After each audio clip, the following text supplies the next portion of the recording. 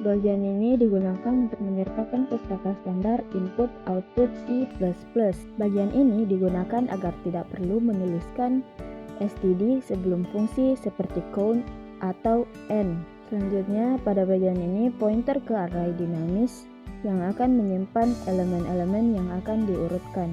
Ini merupakan variabel yang menyimpan jumlah elemen yang sudah dimasukkan ke dalam array. Pada bagian ini digunakan untuk menganalisis array dinamis dengan ukuran tertentu, serta menganalisis jumlah elemen menjadi 0. Selanjutnya, pada bagian ini digunakan untuk menambahkan elemen ke dalam array. Elemen baru akan dimasukkan pada indeks yang sesuai dengan nilai n elemen, dan kemudian n elemen ditambahkan 1. Fungsi display digunakan untuk mencetak isi array ke layar. Nah, pada bagian ini bubble sort adalah metode pengurutan yang menggunakan algoritma bubble sort. Dalam setiap iterasi, elemen-elemen yang berdekatan dibandingkan, dan jika elemen sebelumnya lebih besar daripada elemen berikutnya, maka ditukar. Proses ini diulang hingga seluruh array terurut. Di setiap iterasi, hasil array setelah perubahan akan ditampilkan menggunakan fungsi display. Insertion sort adalah metode pengurutan menggunakan algoritma insertion sort. Setiap elemen dimulai dari indeks ke-1 dibandingkan dengan elemen-elemen sebelumnya dan disisipkan pada posisi yang tepat hingga bagian array yang di sebelah kiri elemen yang sedang diperiksa selalu terurut. Hasil setelah setiap iterasi juga ditampilkan menggunakan fungsi display. Selanjutnya, fungsi pada metode swap digunakan untuk menukar posisi dua elemen dalam array. Sorting digunakan untuk membebaskan memori yang dialokasikan untuk array dinamis setelah objek sorting tidak lagi digunakan. Selanjutnya, pada fungsi main, objek sorting dibuat dengan ukuran array 6. 6 nilai kemudian dimasukkan ke dalam array menggunakan metode insert.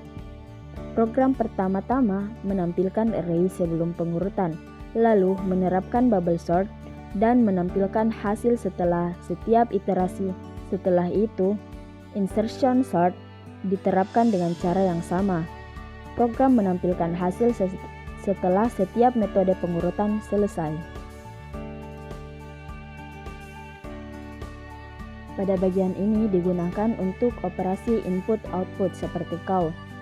Selanjutnya, ini digunakan untuk menyimpan data mahasiswa dalam bentuk array dinamis. Ini digunakan untuk fungsi-fungsi algoritma. Pada bagian ini digunakan untuk memanipulasi objek string. Struct mahasiswa mendefinisikan struktur untuk menyimpan data mahasiswa yang terdiri dari NIM, nama, dan asal. Konstruktor mahasiswa digunakan untuk memudahkan inisialisasi ketika objek mahasiswa dibuat. Bagian ini berfungsi sebagai pembanding untuk mengurutkan mahasiswa berdasarkan NIM dalam urutan menaik. Selanjutnya, bagian ini berfungsi menjadi pembanding untuk mengurutkan mahasiswa berdasarkan nama dalam bentuk urutan menaik. Kedua fungsi ini digunakan oleh stdsort untuk mengurutkan vektor mahasiswa list. Fungsi print mahasiswa digunakan untuk mencetak data mahasiswa dalam bentuk yang terformat. Loop for digunakan untuk iterasi seluruh elemen dalam vektor dan mencetak nilai dari setiap elemen, NIM, nama, dan asal. Pada bagian ini, vektor dan tipe mahasiswa dideklarasikan untuk menyimpan data mahasiswa.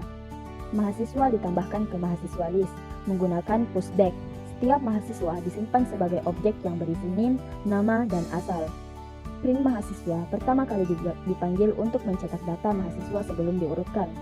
stdsort digunakan untuk mengurutkan daftar mahasiswa berdasarkan NIM dengan memanfaatkan fungsi compare by NIM. Setelah sorting berdasarkan NIM, hasilnya dicetak.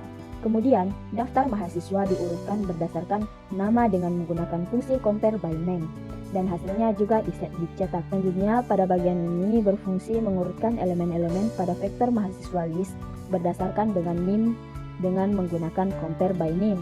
Selanjutnya, bagian ini digunakan untuk mengurutkan elemen-elemen berdasarkan nama menggunakan compare by name. Lay it down.